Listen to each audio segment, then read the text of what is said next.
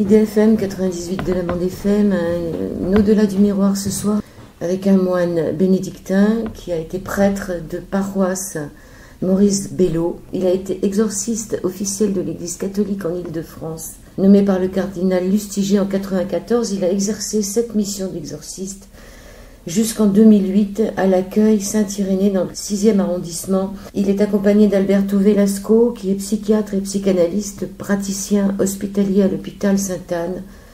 Et vous vous êtes rencontrés tous les deux, vous, moine bénédictin Maurice Belleau, et vous, psychanalyste, psychiatre Alberto Velasco, au sujet du diable, de l'exorciste et de la psychanalyse. Ça, c'est le titre de votre livre qui vient d'être publié aux éditions Favre. Vous vous êtes rencontrés en 1994. C'est en 1994 que vous avez été nommé exorciste. Oui, exact.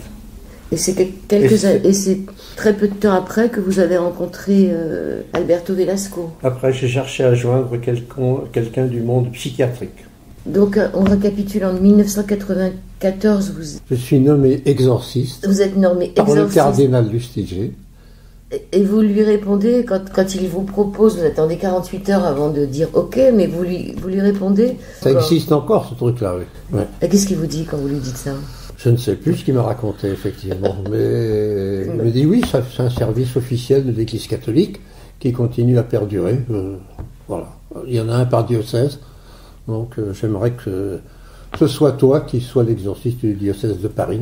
Pour être exorciste, est-ce qu'il faut une formation particulière pour être exorciste dans l'Église? Peut-être, mais moi je ne l'avais pas, mais je pense même pas que ce soit prévu. Ça tombe sur les épaules de quelqu'un qui est prêtre, par définition, qui est expérimenté, qui a le sens des choses de Dieu, qui soit pieux aussi dans mes souvenirs. Mais moi je préfère une formule qui vient du Saint François de Sales, qui dit que les qualités d'un exorciste, il doit avoir un dé de science, un petit dé à coudre, un baril de prudence et un grand cœur et un océan de miséricorde. Alors dans votre livre, vous dites quand même que l'exorcisme a été supprimé depuis le Moyen-Âge. Chaque évêque sur son territoire, qu'on appelle diocèse, avait le soin et la responsabilité de gérer les choses diaboliques sur son territoire. Donc il y avait des exorcismes, des exorcistes, s'il le désirait, et il nommait quelqu'un pour ça. Mais ce n'était pas formalisé comme beaucoup de rituels de l'Église catholique pour l'Église universelle romaine. Alors ça s'est fait pour la première fois en 1614. En 1998, donc 1614, en gros on pourrait dire que c'est le rituel du Concile de Trente, et après le Concile Vatican II, on l'a réformé, remise à jour, comme disait le pape Jean XXIII. On l'appelle celui-là le rituel de Vatican II. Alors vous dites qu'avant il y avait 4 grades: portier, lecteur, exorciste et acolyte. Oui. Le portier, c'est celui qui vous les porte, le lecteur, c'est celui qui lit la Bible, l'exorciste, on sait ce que c'est, et l'acolyte... Et quelqu'un qui porte les lumières. Et est-ce que tous les prêtres sont susceptibles d'être exorcistes? Ah oui. Oui. Du moment qu'il est prêtre, ça ne dépend que de l'évêque. C'est-à-dire, le vrai responsable de la question, là, c'est l'évêque du lieu, qu'on appelle chez nous l'ordinaire du lieu. Alors l'évêque est considéré comme l'apôtre, c'est-à-dire celui qui amène la bonne nouvelle. Oui. Et vous avez le mauvais côté des choses, vous devez vous occuper du mal. Voilà. Est-ce que l'exorciste est très ancien? Je suis moins au courant que Maurice, mais je connais quand même un peu des travaux de Jean Bottero qui en parlent et qui expliquent bien comment ça faisait partie avec l'acte des divinations, de pratiques qui existaient déjà en Mésopotamie.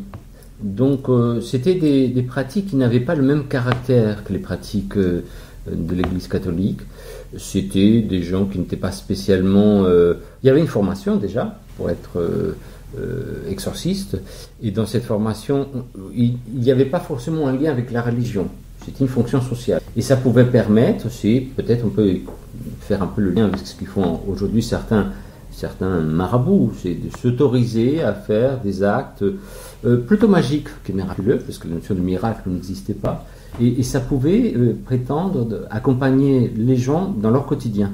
effectivement, Jean Bottero, si on veut lire Jean Bottero, et on le cite dans notre livre, c'est la figure un Français qui est un assyriologue qui nous permet de comprendre comment toutes ces pratiques-là n'ont pas été inventées par l'Église. L'Église a déjà recueilli ce qui existait à l'époque. En Mésopotamie et dans l'époque babylonienne, en même temps que l'exorcisme est arrivé avec cette façon de chasser les démons, sont arrivés aussi l'angéologie, c'est ce que vous dites dans le livre. Oui, on peut dire ça. Mais tout ça, ça date de 2 siècles avant Jésus-Christ, quand même pas plus. C'est au moment où le peuple hébreu a été déporté en Mésopotamie, enfin à Babylone exactement, un grand lieu d'exil. Et là, ils ont découvert effectivement le dieu Marduk, puis dans des tas de représentations qui ont donné chez nous les anges, avec des ailes, des trucs très spectaculaires. Et le diable est revenu de là. Le diable faisait partie de toutes ces représentations visuelles. Pour eux, c'était une découverte de voir comme ça d'autres dieux, d'une part, et des êtres intermédiaires qui étaient les anges et les démons. Vous venez de dire à l'instant, Alberto Velasco, que le miracle n'était pas encore là. À quel moment le miracle est arrivé? Parce que, et dans ma question, il y en a 2. Est-ce que l'exorcisme peut être considéré comme un miracle? Alors, en tout cas, ce qu'on dit dans le livre, c'est que, je crois que c'est une réplique, c'est moi qui commente ça, qu'il y avait une différence entre les actes d'exorcisme avant Jésus et après Jésus-Christ. Et qu'avant Jésus-Christ, on n'y voyait pas un côté miraculeux.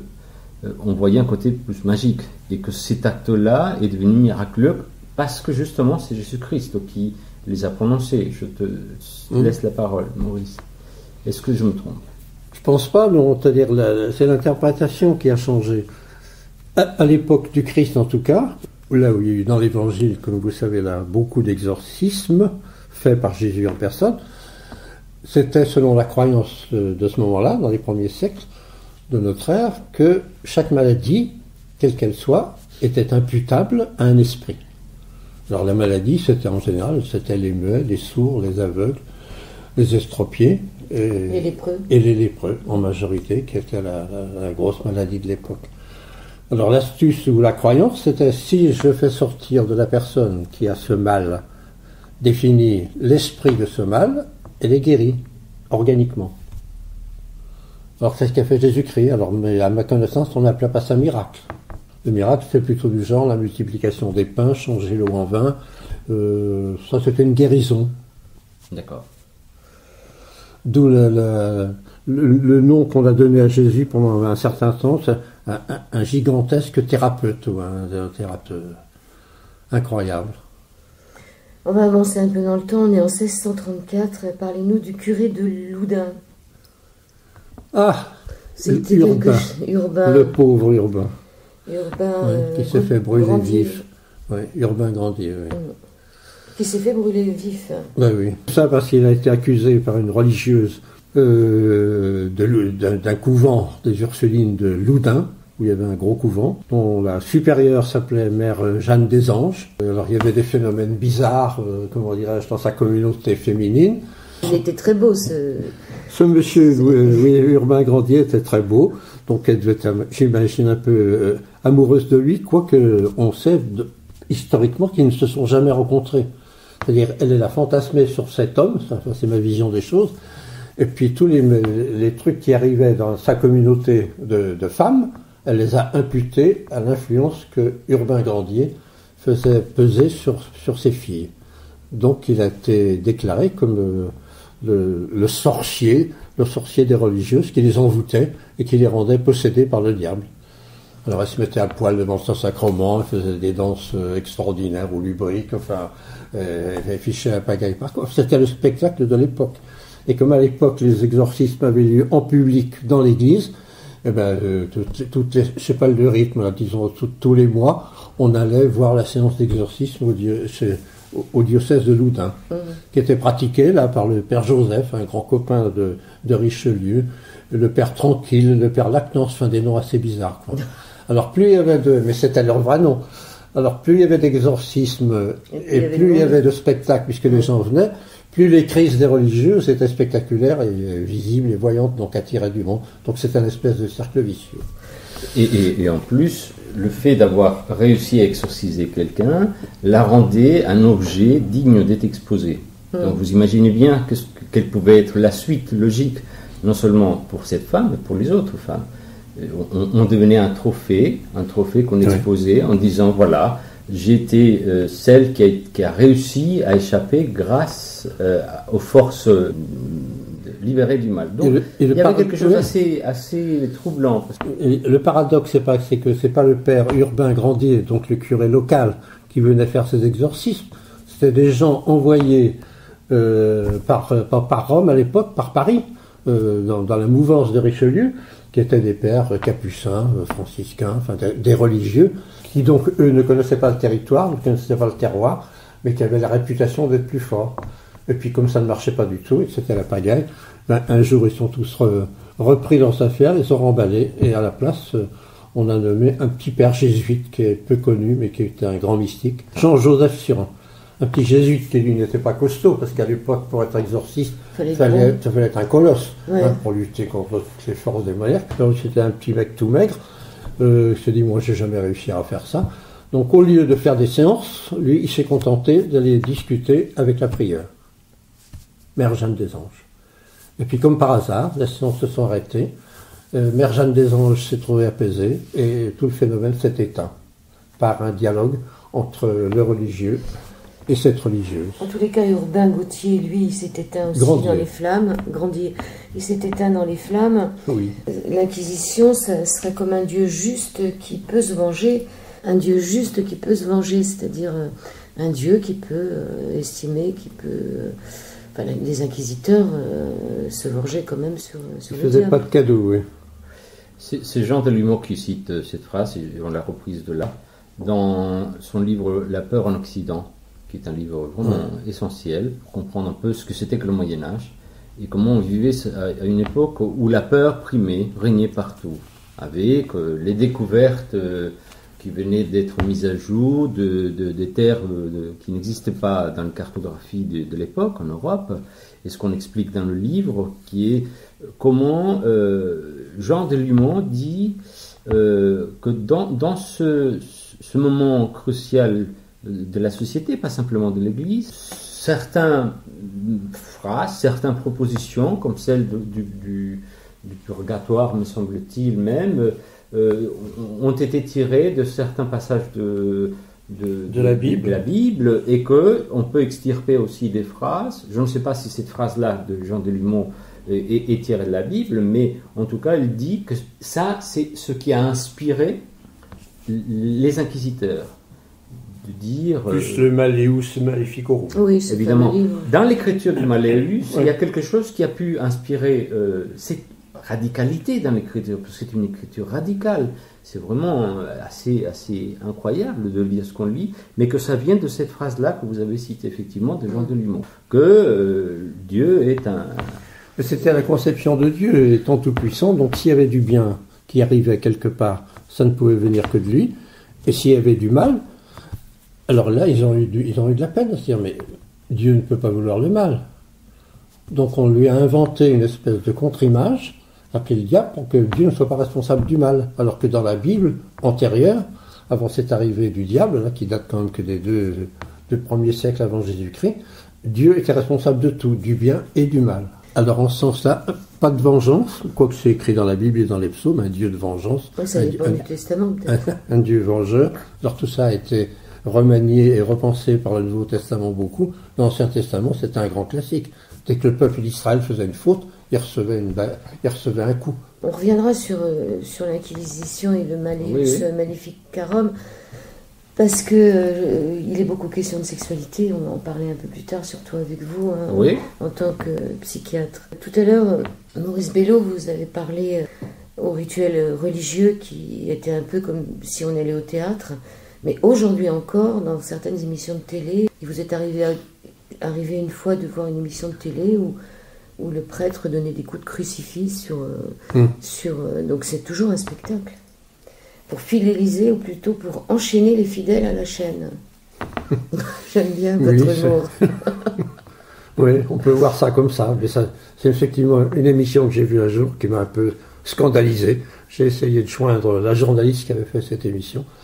Elle ne m'a jamais répondu. J'avais fait un écrit pourtant. Bon, je lui ai dit, moi, j'aurais été à votre place, là, j'aurais fait non-assistance à personne en danger, parce que ce curé, là, visiblement, était en train de massacrer une personne, là.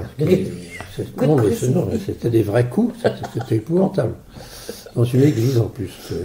Alors, c'était pas un curé de l'église catholique officielle, c'était un gallican, enfin, mais peu importe. J'ai dit, moi, simplement, je serais neutre, même sans être prêtre. Je dirais, mais non, on arrête, là, c'est pas possible. On peut pas massacrer quelqu'un comme ça, là. Au nom de lui faire dire, Satan, ça va. Alors, plus la personne crie ensuite, plus elle s'agite, plus elle bave, plus elle fait sa crise, ben plus le prêtre comment dirais-je, est persuadé que Satan est encore dedans, puisqu'elle dit. Donc ça peut durer comme ça indéfiniment. J'ai connu ça pire, il n'y a pas très longtemps, c'était au début de mon exercice, dans le Nord, où il y a un imam qui a fait mourir, enfin qui a noyé une possédée, selon lui, en la noyant avec de l'eau bénite, en faisant boire de l'eau bénite. Alors plus elle s'ajoutait, plus elle, là aussi, plus elle manifestait, plus il la faisait boire, et pour finir, l'autopsie étant faite, elle est morte noyée. Oui, c'était un peu comme l'Inquisition. Voilà. Alors, mais il faisait pas exprès, lui. Il faisait boire de l'eau bénite, croyant faire bien. Il a été jugé, évidemment, condamné. Un homme, mais pas un type fou. Hein. Enfin, moi, je l'ai rencontré au moment du tribunal, où j'avais été convoqué comme témoin. Un type plutôt sage, ouvert, qui a été victime, à mes yeux, de son bon cœur. Il n'a pas su dire non au frère de cette jeune fille qui, lui, voulait absolument que sa sœur soit impeccable et libérée. Donc il y a cette position paradoxale de l'Église qui le fait exister, ce fameux diable, pour ensuite le combattre. On est d'accord ? Il y a des phrases intéressantes dans votre livre, puisque le frère franciscain Guillaume de Baskerville, si personne n'a peur, il n'y a plus de raison d'aller à l'église. Sans la peur du diable, on n'a plus besoin. Il n'y a pas de Dieu, oui. C'est le contre-expertiseur du grand exorciste de l'époque, qui était, je ne sais plus comment il s'appelait. Et donc, c'est le film, là. Umberto Eco, Le nom de la rose. Dans ce fameux film que tout ça est expliqué et bien mis en scène, quoi. Et c'est effrayant, effectivement, de voir là, qu'on voit tout ça. Parce que là, il y a des tas de gens qui meurent, là. Ils sont noyés dans des chaudrons, de l'eau bouillante, enfin, une marmite épouvantable. Ouais. Pour découvrir à la fin que c'était le bibliothécaire qui était furieux parce qu'on était tout près de trouver un traité d'Aristote sur le rire. C'est là qu'on lui demande pourquoi le rire est-il si dangereux.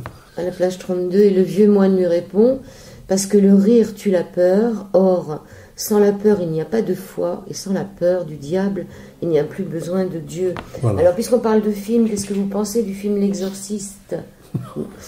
Puisque vous avez pratiqué des exorcismes pendant des années, est-ce que c'est comme ça que pas du tout vous avez fait comme lutté ça. contre Satan ? Pas du tout. Non, le film L'Exorcisme, je l'ai vu bien longtemps après avoir été nommé. Je l'avais... Heureusement. Je l'avais jamais vu avant. Je l'ai vu depuis. Alors, bon, les critères de ce film-là, pour être possédé, sont quand même rudes. Hein. Il faut être capable d'expectorer une bave verte fluo, là, qu'on ne trouve pas partout, et pour pouvoir la faire sortir, avoir une force extraordinaire, massacrer 2 curés, c'est quand même pas mal. Là. C'est quand même un bon exercice. C'est un film que j'avais vu il y a très longtemps, et suite à des entretiens comme celui-ci, je me suis dit, il faut que je le revoie. Je l'ai revu il y a 2 jours. Et d'une part, ça m'a un peu amusé. Je dois dire que j'ai trouvé quelques ressemblances qu'on m'avait soufflé. Un monsieur, un exorciste bien déjà expérimenté, et un jeune assistant qui, dans le film, c'est un psychiatre consultant. Et qui est assez marrant parce que ça répondait un tout petit peu à notre livre. Et rugbyman. Ça, c'est pas moi. Ça, je peux te dire. Là, il y a une réelle différence, c'est-à-dire le côté sportif, ça, c'est sûrement pas moi. Mais dans le film, que je trouve un film excellent et qui est reconnu par la critique comme un des grands films de terreur, il y a des choses très étonnantes parce que Maurice l'a dit très bien dans le livre. Je lui pose la question et il te dit, c'est un film. Tu coupes court un peu avec l'histoire de est-ce que c'est comme ça. Et je trouve ça formidable.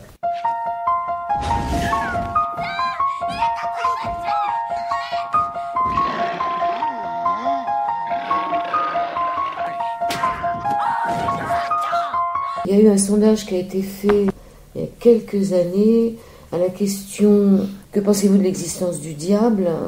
10% ont voté certaine, 27% ont voté probable, donc 37% des Français pensaient à une existence certaine ou probable du diable. Récemment, on pourrait penser qu'on en est encore à peu près à 36,48% de personnes qui croient au diable. En France, on parle sur des sondages... La question des enquêtes d'opinion, on en a discuté dans le livre, effectivement, parce que c'est très difficile de savoir ce que ça traduit. Est-ce que ça traduit une idée qui passe par la tête de la personne? Comment est-ce que l'enquête a été faite? Et puis, on peut l'interpréter de mille manières. C'est ce que tu me dis d'ailleurs aussi, Maurice. Toujours est-il qu'il y a une certaine constance dans les résultats des enquêtes. On n'en trouve pas des masses non plus, c'est pas un sujet qu'on va interroger tous les jours. Mais le plus étonnant pour moi, c'est qu'il y ait autant de gens qui croient au diable encore. Maurice pense que c'est pas étonnant. Mais moi je crois que ça ne bouge pas, enfin, je veux dire, d'après les chiffres, tous les chiffres qu'on a pu consulter ou qu'on consulte maintenant sur Internet, là, c'est une croyance qui reste d'une stabilité étonnante, malgré les aléas de l'histoire et de tout le reste. Là. Oui, et puis 1500 personnes quand même qui consultent tous les ans, ne serait-ce qu'en région parisienne. Ça, c'était chez nous, à Paris, et en région parisienne. 1500 personnes qui demandent une aide à l'Église. Oui. Et moi, ça ne me paraît pas si énorme que ça. Quand même. Mais si, parce que si on compte, on ne faisait pas que Paris, hein, c'était la région parisienne, donc la petite couronne au moins, et les banlieues d'alentour. Sur une année? Oui. Comment ils font? Donc une personne qui ne se sent pas bien, elle va aller voir son curé dans sa paroisse? Non, elle va d'abord raconter ses malheurs à un copain, à une copine. Et puis, surtout maintenant dans les banlieues qui sont polymorphes, enfin, multiraciales et compagnie, enfin, je veux dire par là, ce sont des gens déracinés de leur pays d'origine, ils ne savent pas à qui s'adresser. Moi, je demandais toujours à ces gens quand ils venaient chez moi, si vous étiez resté dans votre pays, vous iriez voir quoi? Ou qui? Vous demanderiez conseil à quelqu'un. Ils diraient, c'était jamais le prêtre, hein, c'était le sorcier, c'était le Nganga, c'était le magnétiseur. Enfin, ou voir, et le plus souvent, l'ancien du village. Et comme ils n'ont plus l'ancien du village dans leur banlieue, là, on cherche autour de l'exorcisme, alors on tombe sur les services officiels, et voilà comment ils arrivaient chez nous. Mais ils n'étaient pas plus croyants au diable que ça, même pas souvent. Ils étaient envoûtés, ce qui n'est pas du tout la même chose. Alors justement, la différence entre la possession et l'envoûtement, vous dites que c'est pas du tout la même chose. Ben non, la possession en principe est réservée au phénomène diable. L'envoûtement, je suis envoûté par n'importe qui ou n'importe quoi. En général, il me veut t'envoûter, mais par qui? Par ma grand-mère, par le voisin du dessus, si il est noir, et si je suis blanc, par le voisin du dessous, si c'est le contraire. Mais c'est celui qui me veut du mal, quoi. C'est l'autre. On va pas voir un prêtre pour ça, alors d'où leur déception, parce qu'ils arrivaient devant quelqu'un qui leur disait « Oui, mais moi, ma spécialité, là, et mon métier, et ma mission, c'est d'enlever le diable. » Ah ben oui, mais c'est qui le diable? Alors là, on retombe sur des incompréhensions souvent terribles, quoi. Vous dites à la personne, personne ne peut posséder personne, on ne possède que les choses. Oui. Et vous aviez fait une psychanalyse, donc avant qu'on vous propose de devenir exorciste. Vous dites que votre mission est de prendre soin de la personne, guérir est la responsabilité de Dieu. Et on peut se poser la question, et c'est pour sourire, est-ce que vous êtes un théologien du diable? Ça ne peut pas exister, un théologien du diable. Que théologien veut dire s'occuper de la chose de Dieu. Théo, c'est théos, c'est Dieu, donc c'est pas diable. Mais non, je suis pas un spécialiste du diable du tout. Là. Moi, j'ai fait ça parce qu'on m'a demandé de faire ça pendant un certain temps. Voilà. On a échangé un moment là-dessus, sur le fait qu'on n'avait pas de chance en français que le diabolos, qui est celui qui divise, a été traduit par diable et non pas par diabole. Parce que sinon, on voit la différence très vite entre le diabole, celui qui divise, et le symbole, qui est son contraire, celui qui réunit. Voilà. Ça tient pas à grand-chose, en fait. C'est le symbole, c'est un nouveau saint, ça, qui vient de sortir. Alors... Alors, concernant les critères, on revient un peu sur le film L'Exorciste. Concernant les critères, vous dites quand même qu'il y a 4 critères dans le rituel officiel pour savoir si quelqu'un est possédé. D'abord, que la personne est une force herculéenne, au-delà de ce qu'on pouvait attendre d'elle, bien évidemment. Un deuxième critère, c'est de parler des langues que la personne ne pouvait connaître. car elle n'aurait jamais quitté son territoire, par exemple. Un troisième critère, c'était d'avoir une capacité divinatoire sur les événements passés ou futurs. Et le dernier critère qui a été ajouté ultérieurement, après 1614, par je ne sais quel pape, c'est la haine des gens et des choses religieuses. Ce dernier critère, c'était le fait de ne pas avoir un crucifix, de ne pas pouvoir mettre de l'eau bénite.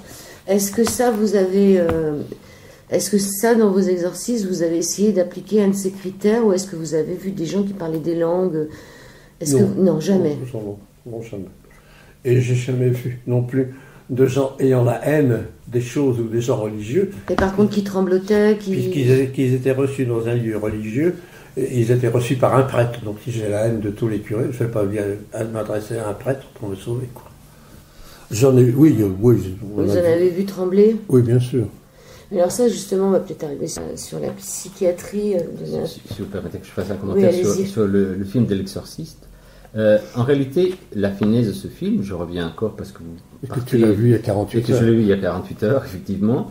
C'est qu'il ne part pas exploiter et amplifier l'image d'un exorciste avec toutes ces caractéristiques-là. Il a une certaine finesse à un moment donné, parce que l'histoire de parler plusieurs langues, il y a un personnage à qui on demande de savoir quelle est la langue qu'elle parlait cet enfant-là. Et en fait, c'était du verlan. Et dans les critères, comment dirais-je, de gens un peu fous, ou qui voulaient se rendre intéressants, surtout dans les jeunes, moi, qui avaient vu ce film, pour moi, c'est une sorte d'amusement de leur dire, mais ça, tu peux le faire. Ils me décrivaient en gros le film, l'exorciste, comme étant leurs symptômes. Oui, c'est ça, ils essayent de ressembler au film. Alors, ils pouvaient bien me dire des phrases que je ne comprenais pas, c'est pas difficile.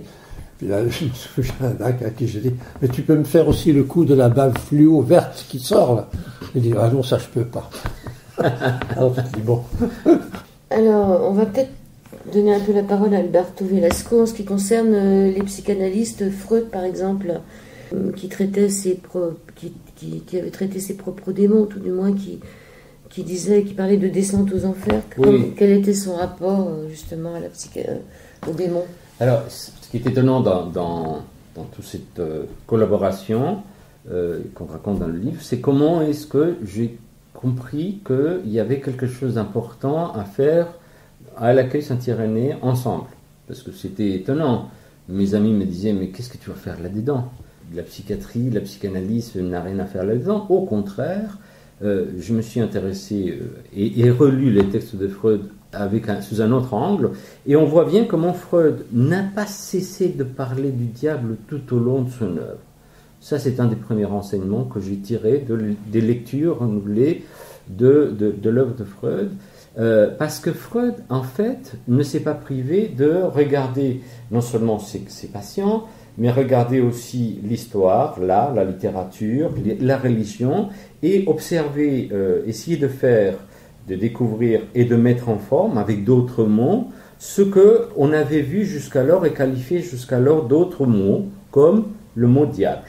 Et donc il a pris le mot diable comme un prisme à travers lequel on pouvait aller voir ce qui pouvait relever plutôt de l'inconscient et non pas forcément d'une force obscure qui était là, habillée en rouge, en vert ou rejetant, ou habillée de cette façon-là, d'une manière quelconque, mais que ça montre bien que c'est pas un petit détail pour Freud.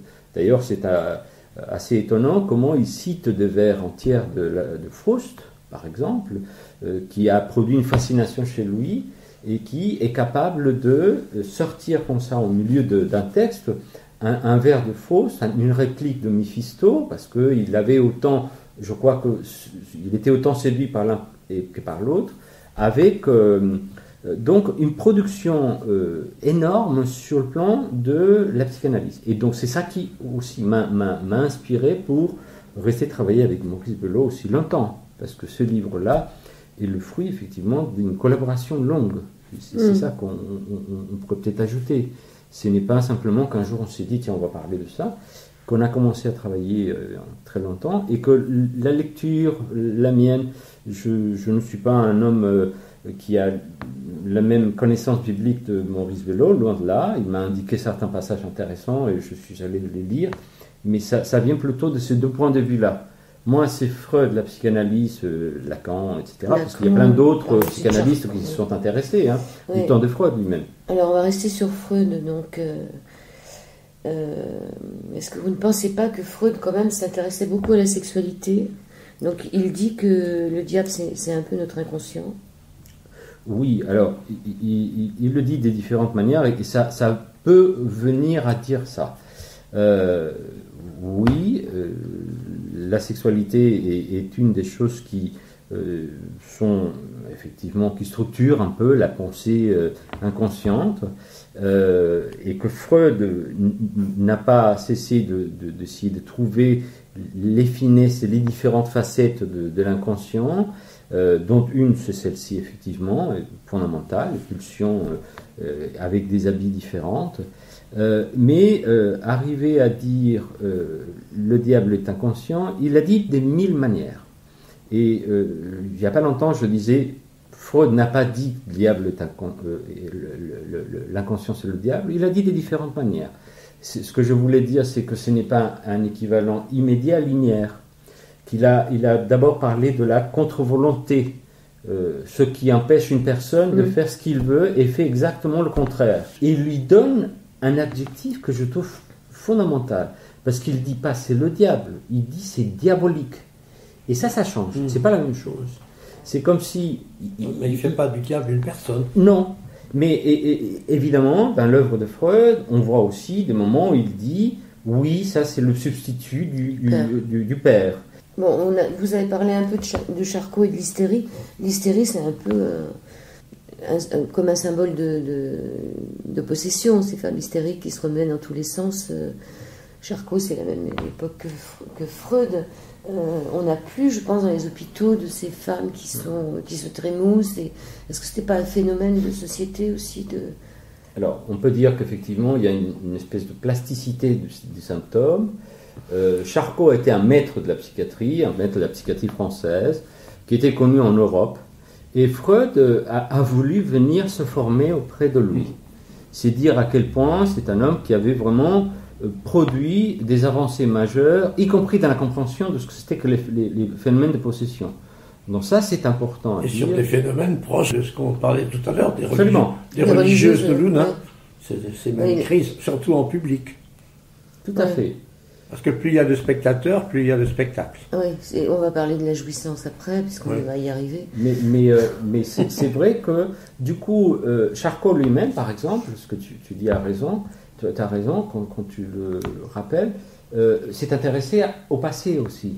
Il voyait ses patients, et il est allé voir même des peintures et des œuvres du passé pour essayer de dire, mais au fond, ce qu'on a appelé le diable, c'était peut-être aussi un phénomène autre que la psychiatrie à cette époque-là, qui était une grande période d'observation et de description clinique des maîtres de la psychiatrie française. Il disait, au fond, c'est peut-être pas autre chose que quelque chose que la psychiatrie a appelé à ce moment-là l'hystérie, et qui n'est pas la seule entité qui peut couvrir les phénomènes des possessions, et que Freud a marqué du coup un changement en passant du stade de l'observation au stade de l'écoute. Aller écouter ces gens-là plutôt que simplement les observer et les traiter des démons. Donc c'est là où il y a un changement de paradigme révolutionnaire. Ouais, moi je reviens au temps de Charcot, j'aurais pas aimé vivre à cette époque-là en tant que femme, quand on voit ce qui s'est passé dans les hôpitaux, enfin, je veux dire, comment on traitait les femmes. Est-ce que c'est vrai que l'hystérie, on disait que les hystériques, c'était des femmes qui n'étaient pas honorées, c'est-à-dire qui ne recevaient pas de sperme, et qu'elles se bouffaient l'hystère et qu'elles se bouffaient le cerveau. Est-ce que c'est vrai cette phrase ? La phrase elle-même, je l'ignore. Les hypothèses les plus différentes ont été énoncées à une période où la psychiatrie venait de naître en tant que discipline médicale, et évidemment ça a dû être exposé d'une façon ou d'une autre proche de ce que vous dites. Voilà, c'est-à-dire oui. Comme le diable ne rentrait universel. pas, elle se mangeait la tête. Ce qui est intéressant, c'est que c'est une version universelle. Ce n'est pas qu'en France. Et que je trouve que ça concerne un peu, peut-être aussi, pas simplement les femmes possédées, mais ce que le mystère de la féminité impose aux hommes. de dire les choses les plus folles parfois, les choses les plus étonnantes, barbares, et y compris lorsqu'il s'agit de parler des femmes ou des hommes possédés par ce qu'on pourrait dire l'inconscient ou le diable, bref, au choix. Est-ce qu'il y avait quand même pas plus de femmes que d'hommes qui étaient possédés? C'est une question que je voulais vous poser.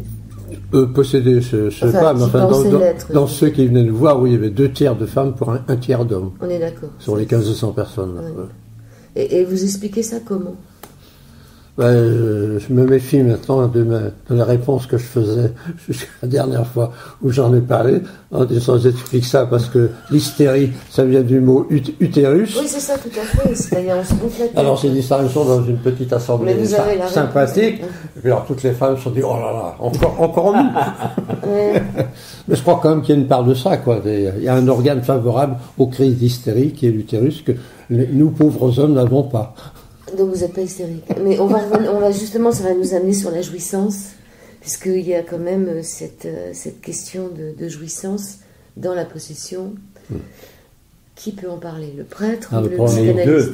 Les deux. On a deux versions, deux choses qu'on peut dire l'un et l'autre. Alors vas-y. Tu me laisses commencer. Dis ce que je pense. Non. Je sais que tu as des choses à dire, je t'en prie. Sur la jouissance. Je pense que la personne qui se dit possédée ou qui a des crises de sang prend un réel plaisir à cette, à cette crise. Hein. D'où la pratique qu'on avait obtenue, mais pas tout de suite, au bout d'un certain temps, de laisser les crises se passer, parce que nous, on n'est pas dans un centre de psychiatrie, on avait quand même un peu la trouille, sachant qu'une fois que la crise a commencé, on ne peut pas l'arrêter. Il faut qu'elle aille jusqu'au bout, et après, on peut parler tranquillement à la personne.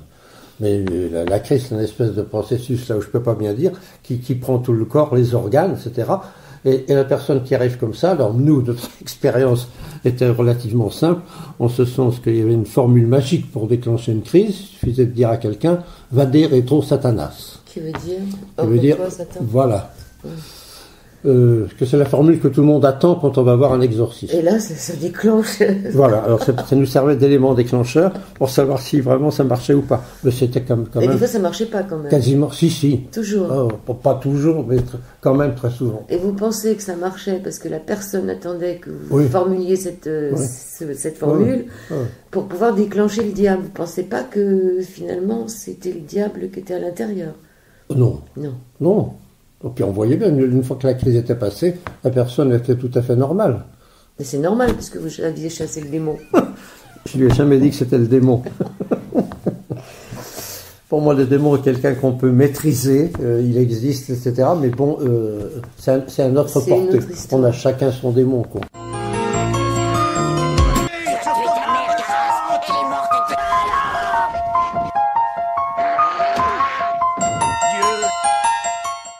Alors, sur la jouissance. Alors, j'ai envie de dire d'abord que l'avantage de l'écrit par rapport à l'oral, c'est que dans l'écrit, on a peut-être travaillé la description de ce que je peux dire maintenant et que parler de la jouissance prendrait plus de temps. Là, on a pris quelques pages même pour parler de la jouissance, alors que il y en a quand même plus dans Lacan que dans Freud. Oui, bien sûr. Alors, la jouissance, c'est-à-dire qu'il ne faut pas imaginer uniquement que c'est du plaisir. Je pourrais, pour faciliter la compréhension, dire que c'est un plaisir douloureux. Ça veut dire que c'est quelque chose qui ne va pas, qui va au-delà du plaisir et que ça tombe de quelque chose qui fait mal. Donc si je prononce à dessein ces mots-là, qui fait mal, on est tout de suite déjà en train de commencer à parler de ce que c'est cette proximité structurale de la jouissance selon la psychanalyse et le mal, puisqu'on a un peu entrecroisé dans le livre cette notion-là. Donc oui, une personne qui convulse jouit, parce que comme Lacan le dit, un corps, ça se jouit. Donc évidemment, pour pouvoir découvrir qu'il y a de la jouissance chez quelqu'un, c'est pas simplement en imaginant la pensée. Bien sûr qu'on peut jouir aussi dans une espèce de discours qui ne cesse de se produire et qui tourne autour d'un pot sans jamais aller au-delà. Ça, c'est de la jouissance aussi. Mais dans le cas des femmes possédées, c'était pas que de l'exhibition, non. Et c'était pas non plus que se faire plaisir. Il y avait donc quelque chose qui s'appelle plaisir douloureux. Je pourrais faciliter l'exposé en disant que c'est un plaisir douloureux. Oui, jouissance, on peut l'appeler comme ça. Ça va au-delà du plaisir. On peut peut-être ajouter aussi, parce que c'est par honnêteté de la chose, on est tout de suite attiré par l'idée que l'exorciste ne reçoit que des hommes possédés. En réalité, et je passe la parole, Maurice, je pense que tu voyais très peu de gens dits possédés, tu voyais beaucoup plus de gens comme tout le monde qui avaient des bobos psychiques ou spirituels. Ça, c'est peut-être pour l'honnêteté de la chose, parce que sinon, on risque de croire que... Mais le mot était rarement employé par les personnes qui venaient. Quel mot? Possédé. Et le mot Satan ou diable, il était prononcé? Non plus. C'est des gens qui étaient malheureux, qui exprimaient leur souffrance avec leurs mots à eux. Mais il y en a 2 ou 3 comme ça qui imputaient leur malheur au diable en prononçant le mot, ou à Satan selon leur religion. Mais la majorité non, ils écrivaient leur souffrance, puis après, en cherchant une explication, ça ne peut venir que de ça. Mais en général, c'est même pas eux qui en avaient l'idée, c'est encore une fois un bon copain ou une bonne copine qui disait à celle qui était très malheureuse ou à celui qui était épouvantablement malheureux, avec tout ce qui t'arrive, tu devrais aller voir un exorciste. Et c'est à ce moment-là que ça démarrait. Par une espèce de, ce qu'on appelait, chez nous, l'annonciateur. C'est-à-dire le gars qui incite la personne à aller voir l'exorciste pour se libérer d'une situation impossible et insupportable. Le mot possédé, dans tout le rituel, n'est écrit que 2 fois. Le mot majoritaire, c'est obsédé. Il n'y en a pas d'autre. Envoûté n'est très peu employé non plus. Vexé, comme si le diable s'amusait à vexer quelqu'un. Encore une fois, c'est important de le savoir, parce que possédé, c'est pas l'Église qui pousse à la consommation, là, puisque dans ce rituel, le mot n'est employé que 2 fois. Alors, est-ce que le diable est nécessaire, finalement? Ça, c'est la thèse d'Alberto. Le diable ne cesse pas, il naisse. Alors, qu'est-ce qu'on peut dire? Moi, j'ai dit qu'il existe. Lui, il dit qu'il est nécessaire, c'est clair. On peut essayer de décliner la chose de différentes manières. Si par nécessaire, on entend ce qui est indispensable, c'est la définition classique du dictionnaire. Notre effort d'écrire un livre, c'est d'exposer aux gens certains nœuds de signification, parfois en forgeant des phrases. Et oui, ça en est une.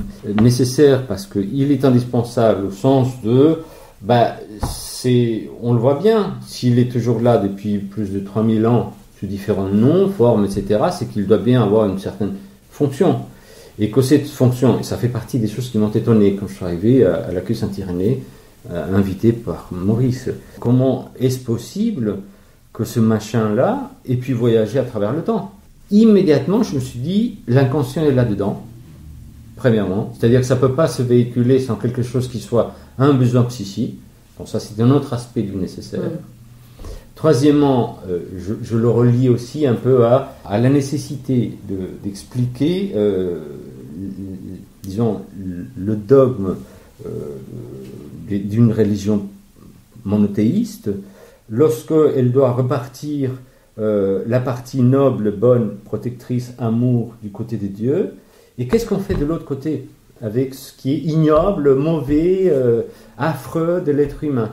Et il faut bien trouver quelque chose qui on a toujours opposé, mais qu'en réalité, ça fait partie des choses qui sont un peu compliquées, mais qu'on essaie de l'expliquer un peu plus clairement dans le livre, qui gissent en tant que tels au sein de la structure psychique de l'individu et qui ne cesse pas de s'écrire. Ça, c'est un terme lacanien. Le nécessaire est un concept lacanien, et donc c'est la troisième façon de voir le nécessaire.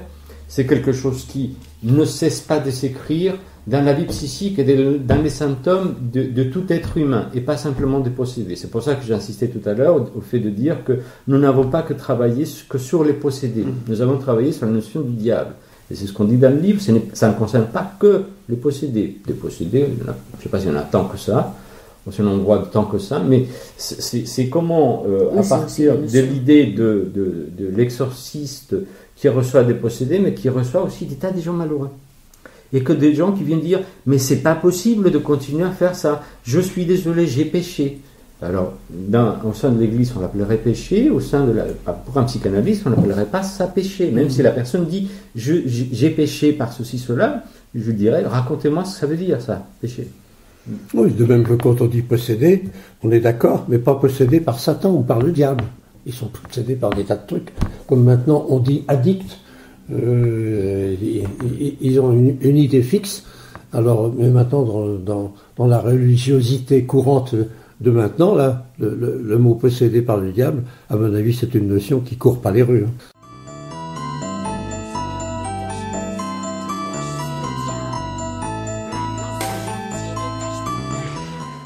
Dans le Notre Père, qui est aux cieux, ne nous soumets pas. Moi, c'est comme ça que je l'ai dit, la prière. Ouais. Ne nous soumets pas à la tentation. C'est notre Père qui ne nous soumet pas, donc la tentation. On lui demande de ne pas nous soumettre. Oui, alors c'est lui qui nous soumet. Bah oui. C'est une très bonne question. C'est lui, donc, le tentateur. On ne peut pas dire ça comme ça. Ah bah, enfin, c'est difficile à dire.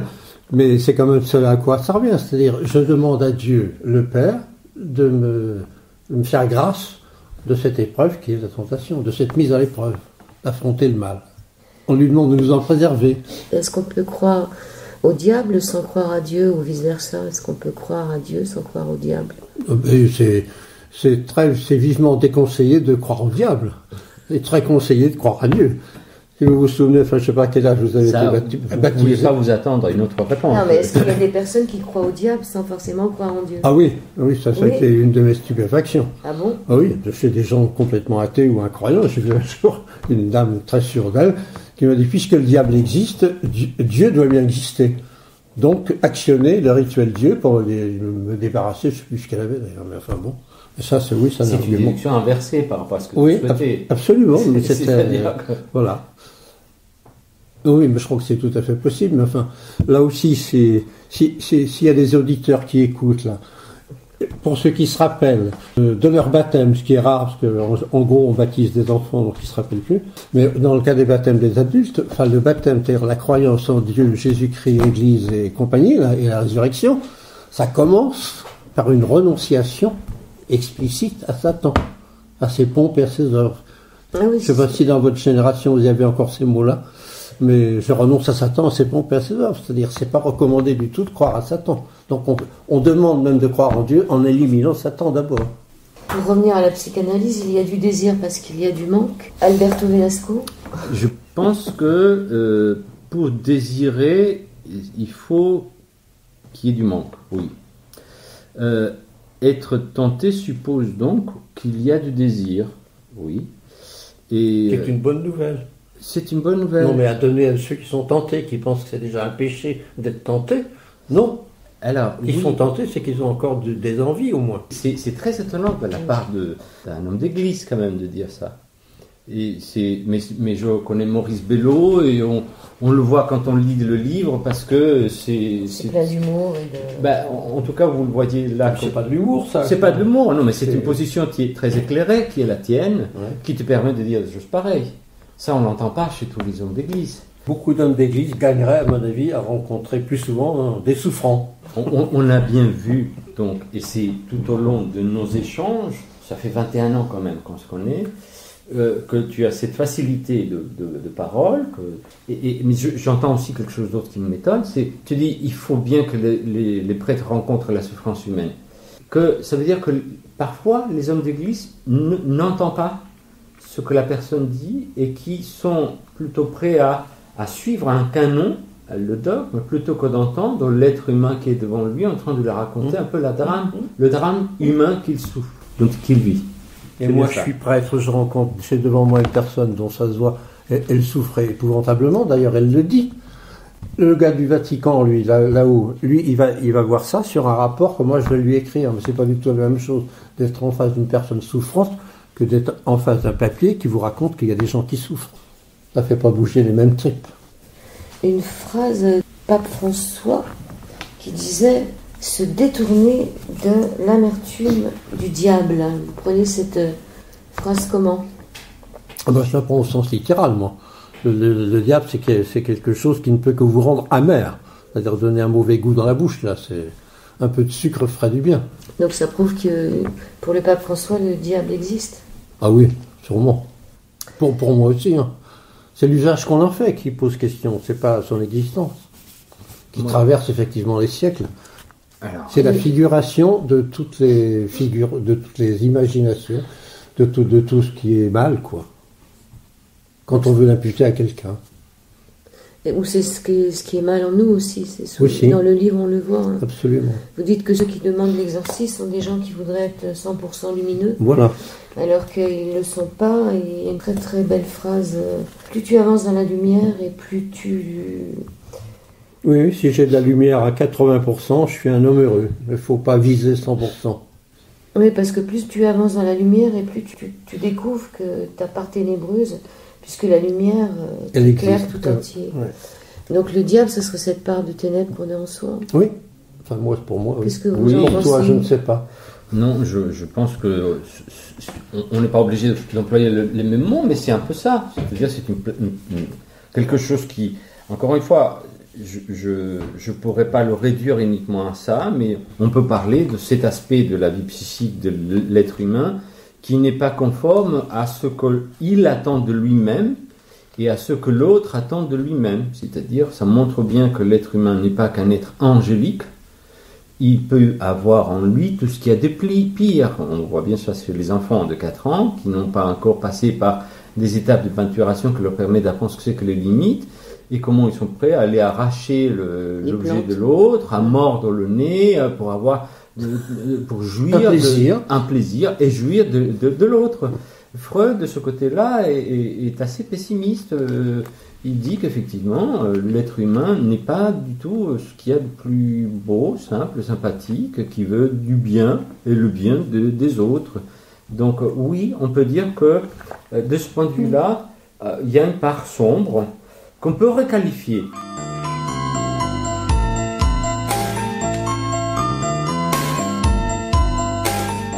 On va terminer l'émission. Alors le diable, il était là au moment du jardin d'Éden, sous la forme du serpent.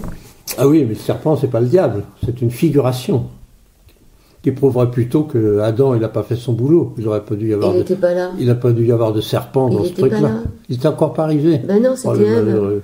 Il n'était pas là, donc forcément, on a laissé tout le problème Le à serpent, Ève. c'est pareil. Oui, il était Adam pendant ce temps-là. Eh oui, comme nous avant de naître. Bon, ça c'était au moment du jardin d'Éden. D'ailleurs, vous parlez d'un jardin d'enfants, c'est joli dans votre livre.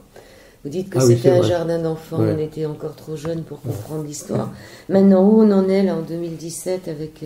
Est-ce qu'on n'est pas loin de l'Apocalypse? Je ne sais pas, là, moi, c'est ma vision des choses.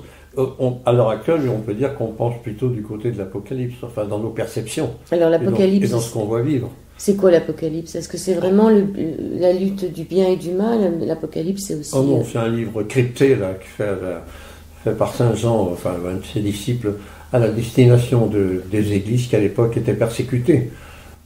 C'est un livre d'espoir, l'Apocalypse, malgré toutes les catastrophes qu'il raconte. Il y a un salut, c'est des mots compliqués. Alors là, ici, il s'inspire de toutes les imageries assyro-babyloniennes, avec des monstres, des charrettes à 5 ou 6 roues, des yeux dans les roues, enfin bref, il y a un peu de tout là. Mais contrairement à ce qu'on dit, c'est pas la catastrophe. Alors, est-ce que le 21e siècle est diabolique? Oui. On a dit oui, je crois, non? Non, on a dit oui, et à l'unisson. Et c'était la question que j'ai posée le jour de notre dernière réunion de travail à Saint-Irénée. Je vous ai tous demandé. C'est vrai. En plus, c'était pas que moi. Non. Ouais. Et c'était un peu une espèce de tentation de savoir un peu ce que cette équipe merveilleuse que je rencontrais pouvait dire. Ce qu'il pouvait penser. Voilà. Et je me suis adressé à tout le monde, mais j'avais envie d'avoir ta réponse. Je dis, est-ce que le 21e siècle sera diabolique? Oui, tout le monde a dit. Pas sera, Et diabolique. C'est pas sera, il est. Oui, parce qu'effectivement, on était déjà dans... Mais sera au sens où on commençait le siècle. Alors. C'est vrai que toute l'équipe était unanime. Ben, tout le monde. Et vous avez tous dit... Et sans réfléchir. Vous attendiez peut-être pas à ça comme question de ma part. Mais alors, si tu veux bien me donner ta raison, et moi je donnerai un peu la mienne, ce qu'on dit dans le livre. Ma réponse, elle est dans le livre. Perdure. Avant, il y avait « Je crois en Dieu, le Père Tout-Puissant, Créateur du ciel et de la terre ». Le credo païen d'aujourd'hui est devenu « Je crois en diable, le fric Tout-Puissant, Destructeur du ciel et de la terre ». Qu'est-ce que vous pourriez dire donc, pour terminer l'émission? Il y avait cette belle phrase de Baudelaire « La ruse du diable, c'est de faire croire qu'il n'existe pas ». Est-ce que vous en avez d'autres, des phrases? on n'aurait pas fait cette émission-là si Et on aussi, ne continuait n'existait à pas. accorder pas à cette existence en tant que signifiante. J'insiste. Ça, c'est Alberto Velasco. Maintenant, Maurice Belot, non, je n'y crois pas, mais pourtant il existe. C'est votre phrase à vous. Non, je n'y crois pas, mais pourtant il existe. Oui, on peut le dire à l'envers aussi. J'y crois, mais il n'existe pas. Moi, je me rappelle de quelqu'un qui est venu avec qui j'ai eu un malentendu énorme pendant la première demi-heure de dialogue. Une femme style gothique, une jeune femme, une jeune fille même plutôt, rasée complètement. Bon, sa demande c'était « Je veux que vous m'enleviez Joker ». Alors je la regarde, elle avait l'air un peu perturbée, mais sans plus. Je dis « Mais il faudra d'abord m'expliquer ce que c'est le Joker ». Je dis « Moi, je sais pas ». Alors je pensais aux cartes, Oui, etc. quand t'as joué. Mais que vous êtes exorciste et vous savez pas qui est Joker. Ah bon, c'est quelqu'un. Puis on a continué comme ça jusqu'à ce qu'ils m'apprennent, parce que moi je ne savais pas, que c'est l'âme damnée, le mauvais esprit de Batman.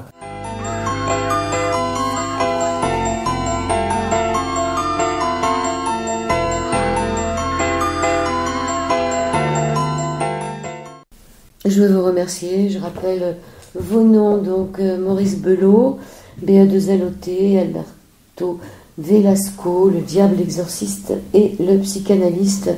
Conversation sur le mal et la possession aux éditions Favre. Merci beaucoup. Merci. Merci à vous. Merci.